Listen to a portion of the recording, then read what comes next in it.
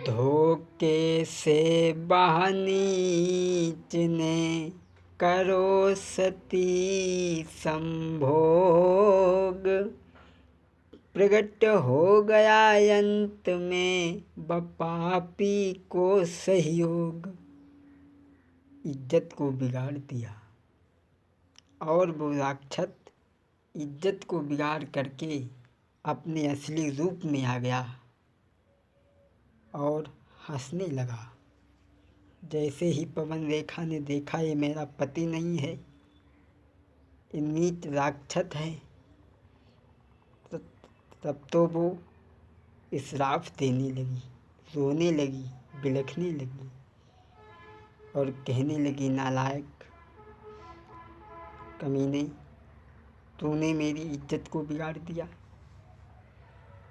राक्षस कहने लगा, मैंने तुम्हारी इज्जत को बिगाड़ दिया, कोई बुरा किया? अरे तुम लला लला चिल्ला रही थी, तुम्हारी खाली गोद थी, मैंने तुम्हारी खाली गोदी को भर दिया। अब तुम्हें कोई दिक्कत परेशानी मुसीबत हो सो बताओ। ओरे पापी, तूने मेरी खाली झोली को भर दिया। सुन नालायक। और पवन रेखा कहने लगी है, ओरे तेरो हुइयो सत्यानाश, अधर्मी धर्म बिगाड़ो मेरो। अरे तेरो हुइयो सत्यानाश, अधर्मी धर्म बिगाड़ो मेरो। बोली, मैं पहले जानी जो लेती, दे श्राप भस्म करी देती। पहले जो जानी जो लेती, दे श्राप भस्म करी देती। और तूने करी डारी रे बर्बादी, धर्मी धर्म बिगाड़ो मेरो। अरे तेरो हुइयो सत्यानाश, धर्मी धर्म बिगाड़ो मेरो। कहने लगी, नालायक, तूने मेरी इज्जत को बिगाड़ दिया। मैं ऐसा जानती तो तुझे श्राप दे करके भस्म कर देती। तूने मेरे पतिव्रत धर्म को नष्ट कर दिया। राक्षस कहने लगा, रानी, तुम पुत्र के लिए दुखी थी, मैंने तुम्हारे साथ में संभोग किया, अब तुम्हारे बच्चा होगा। रानी कहने लगी, नालायक, अरे तूने मेरी इज्जत को बिगाड़ दिया। अब मैं घर कैसे जाऊंगी, क्या कहूँगी, कैसे पति को मुंह दिखाऊंगी? आज मैं लाचार हूँ, वरना अरे लाचार हूँ, मजबूर हूँ, वरना जो हर दिखलाई देती, अपनी शक्ति से जला करके तोई मिट्टी में तोई मिलाई देती।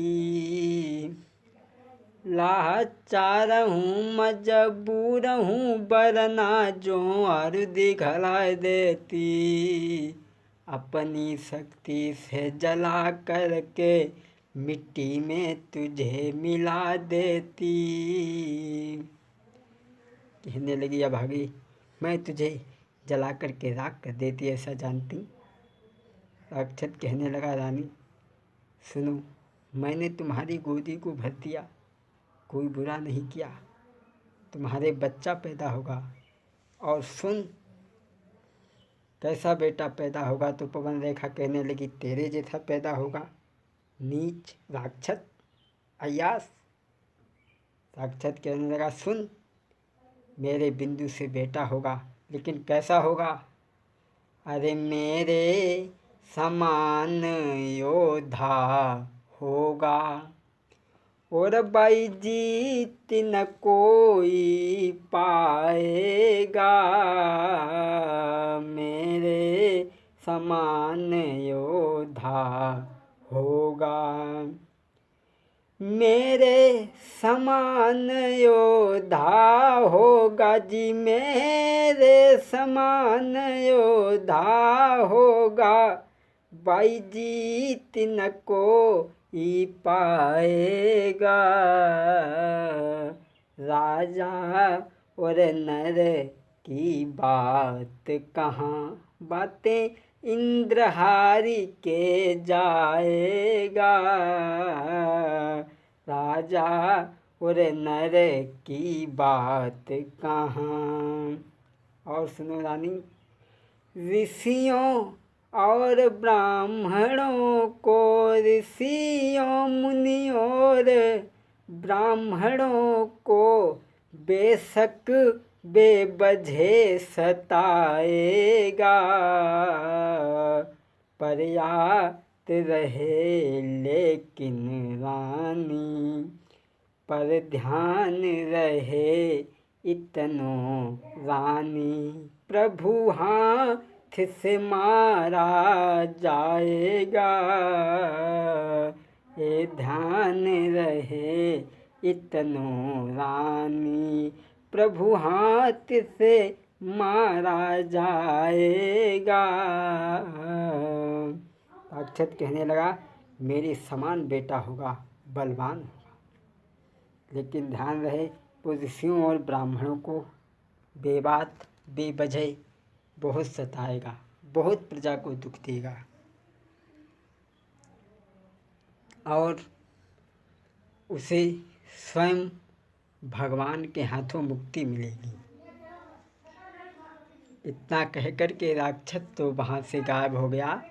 और इधर पवन रेखा आगे बढ़ी। जब आगे बढ़ी है तो पवन रेखा का सिंगार उजड़ गया। ओठन के लाली गालन पे आई गई, बांधे की मेट, माथे की बेंदी छूट गई, चूड़ियाँ टूट गईं और साड़ी भी फट चुकी थी। पवन रेखा चली है सहेलियों को ढूंढती हुई, और सहेलियों के पास में पहुंची, बोली बहना। और सहेलियों ने जैसे ही देखा तो कहने लगी, बहन पवन रेखा, ये तुम्हारी क्या हालत है, क्या हालत तुमने बना रखी है। पवन रेखा ने सहेलियों से भी छिपा ली। कहने लगी, बहना, एक हट्टो कट्टो बंदर आएगो, कड़ी खाए बानी, साड़ी फाड़ दई, सारो सिंगार उजाड़ दो। और सहेलियाँ पवन रेखा से क्या बोली हैं, बहन, ये तुम्हारी क्या दशा है। अरे कैसे बिगड़ी जा हालती, बताओ रानी, कैसे बिगड़ी जा हालती। बताओ बहना, कैसे बिगड़ी जा हालती। कैसे बिगड़ी जा हालती, बताओ बहना, कैसे बिगड़ी जा हालती। बताओ बहनारी, कैसे बिगड़ी जा हुलिया। तो पवन रेखा बोली, कैसे बिगड़ी गई जा हुलिया, हम नाई जानी रे। कैसे बिगड़ी जा हुलिया, हम नाई जानी, कैसे बिगड़ी जा हालती। पवन रेखा ने सहेलियों से भी नहीं बताया और घर को चली है रथ में बैठ कर के। और घर में आकर के इसने उग्रसेनों को नहीं बताई, उग्रसेन को भी नहीं बताया। धीरे धीरे जब समय बीता तो इसके गर्भ से बच्चे का जन्म हुआ। और बच्चा का हतु पूरो बवंडर, कोई साधारण बच्चा नहीं था। ऐसा ही नहीं, जब बच्चे का जन्म हुआ तो बड़े बड़े बुरे अशगुन होने लगे। कैसे, आंधी तूफान मचान लगे, आरे ब्रह्मांड सभी फिर हिलने लगो। और नदियाँ सब ही उफनाई चली, प्राणी सब व्याकुल होने लगे। अरे गैया खूंटन पे रंभाने लगी, पक्षी चोंच खोले रहे। अरे हिली गई पारी यमुना जी की, अंबर में कौंधा डोली रहो। अरे बादल हिल, अरे पानी बरसे, बिजली चमके तो कौंधा लपकी रह जाई। अरे पुरबैया कि चले बियारी, तो बादल तड़फी रह जाई। भक्तों, बड़ी तेज जब उस पुत्र का जन्म हुआ तो बड़ी तेज आंधी तूफान, बादल पे बादल, पानी पे पानी, पूरे संसार में, ब्रह्मांड में हाहाकार मच गया। और एक बात हम आपको बता दें कि जब सपूत बेटा होता है तो अच्छे अच्छे शगुन होते हैं, और जब कपूत बेटा पैदा होता है तो अशगुन होते हैं। कंस का जन्म हो गया भक्तों। जब कंस का जन्म हो गया तो कंस धीरे धीरे समय व्यतीत हुआ, कुछ बड़ा हुआ।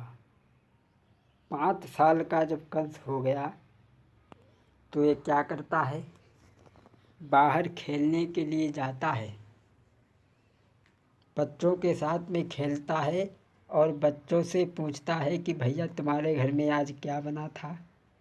बच्चे कहते हैं कि आज हमारे घर में खीर बनी थी।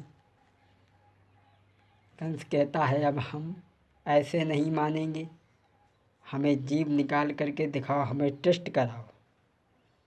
और बच्चे जीभ निकालते थे, कंस उनकी जीभ को काट करके कुआं या कुइयां में फेंक देता था। किसी अंधे ने रास्ता पूछी, भैया हमें बटेश्वर जाना है, तो बाने हाथ पकड़ के कुआं के सामने खड़ो कर दो कि जब सीधी रत्ता चली गई, जाए पे चले जाओ। सो अंधा आगे बढ़ता, कुआं में गिर जाता। मथुरा वृंदावन की लड़कियों को कंस जमीन पे लिटा करके उन्हें नंगा चलाता है, बड़े ही अत्याचार करने लगा। जब कंस ज़्यादा अत्याचार करने लगा तो ये शिकायतें उग्रसेन के पास में जाने लगी।